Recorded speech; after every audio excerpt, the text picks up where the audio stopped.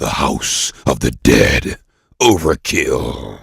The House of the Dead is only one of my two favorite light gun shooter franchises ever. Any House of the Dead game is one thing I always kept my eye out for whenever I go to an arcade. When I heard that a new game was coming exclusively to Wii in 2009, I was supremely anxious to play it. And now that the House of the Dead Overkill is here, I was left very impressed. For one who prefers not to play M-rated games as often as others do, I had a freaking good time with this game. The biggest differences between Overkill and the last four House of the Dead games are the new setting and presentation style. The House of the Dead 1 to 4 revolves around one plotline, taking place mostly in the 21st century, involving the mysteries and plans of Dr. Curian and Goldman. Overkill takes place in 1991, where Agent G, a recurring character and protagonist, is on his first assignment, to investigate a mutant outbreak in Bayou City, Louisiana, teaming up with foul-mouthed detective Isaac Washington, who is in it to avenge his father by finishing off his killer, and also the man suspected to be behind the mutant outbreak, Papa Caesar. Also after Caesar is Varla Guns, in it to kill him after her brother Jasper sacrifices himself to protect her. You've gone too far, Papa Caesar. The new setting is all due to Sega's approach to creating Overkill. Unlike past House of the Dead games, they have decided to go for an old-school, gritty, grindhouse movie style to accommodate for and complement the Wii's graphical and processing capabilities. I'm not sure if this was the right way for Sega to go, but replicating the style on Wii does look pretty cool. And man, it just feels so good that for once in a video game, I'm listening to an authentic musical score reminiscent of rock, disco, and funk. But sound-wise, the voiceovers are not mixed with the music very well, mainly during the parts when you have to rescue civilians. Did you see a freak-ass pimp with a hot bitch at gunpoint? Sure, came through here just now. Some weird shit going down tonight, man. The one big surprise I've had with Overkill is the game being perhaps the Wii's most revolting game ever. Do excuse me. You will not walk away from any bloody, gory, or any other repulsive moment without being grossed out at least a little. But I do say that zombies exploding with blood and guts from time to time is the coolest gross part of this game. Oh yeah, and Washington drops the F-bomb a lot. More than all the other characters combined. What's up, motherfucker? Shut the fuck up and shoot! Shit! No motherfucking way, man! I manicured only yesterday. Hearing all that excessive cursing made me hate it even more, yet I was still somewhat amused by the characters' cursing tendencies being pushed beyond extremes. Throw in a few more topics Washington and G trade blows on, and you got yourself one of the most witty and cringe-inducing gaming experiences you'll ever encounter. All you do is get pissed off at and with just about anything and anyone.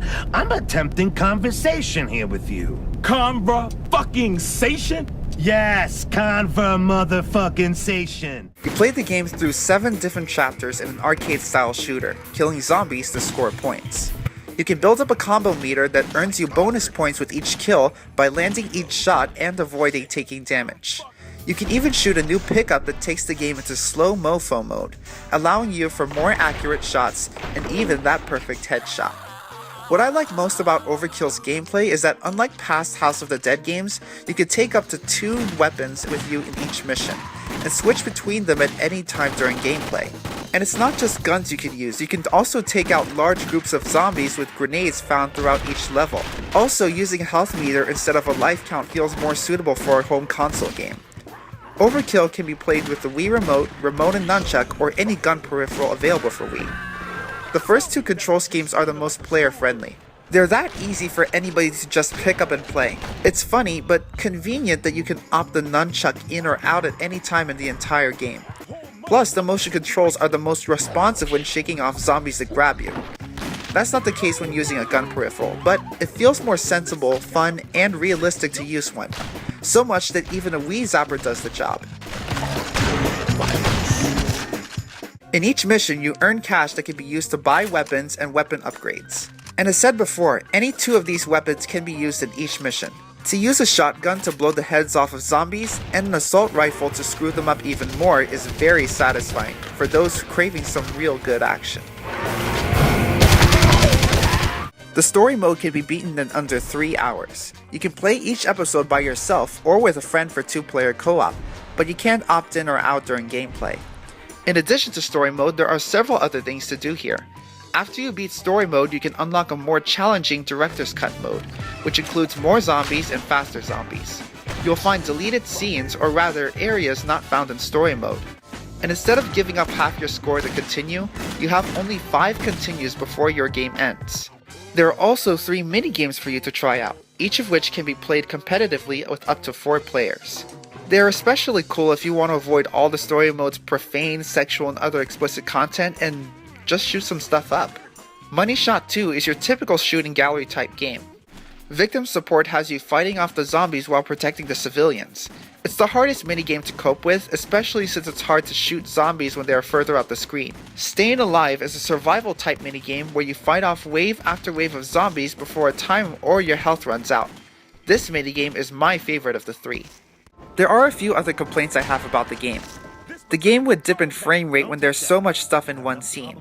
For example, in Scream Train, you'll find a dip when you encounter zombies in an onboard zombie preservation room. There are also some odd enemy design details that make the enemies harder to beat. Police officer zombies carry ballistic shields that cover almost their entire bodies. Their weak points are that little strip that stretches across their shield, and when they open up for a close range attack. And when the Scream Train boss attacks from your left, its head will be in the way of landing a clean shot on its joint. Finally, and sadly, the House of the Dead Overkill is nothing new or groundbreaking for Wii. Still, it's a highly enjoyable game and has very satisfying hardcore appeal. Since the days of Wii are long gone, there won't be any other big rail shooter titles coming up for Wii. So this is the best rail shooter you will find on Wii. You should definitely pick this game up.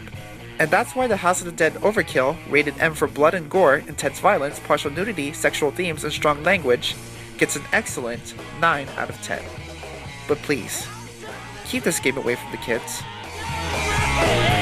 Rock and roll, motherfuckers!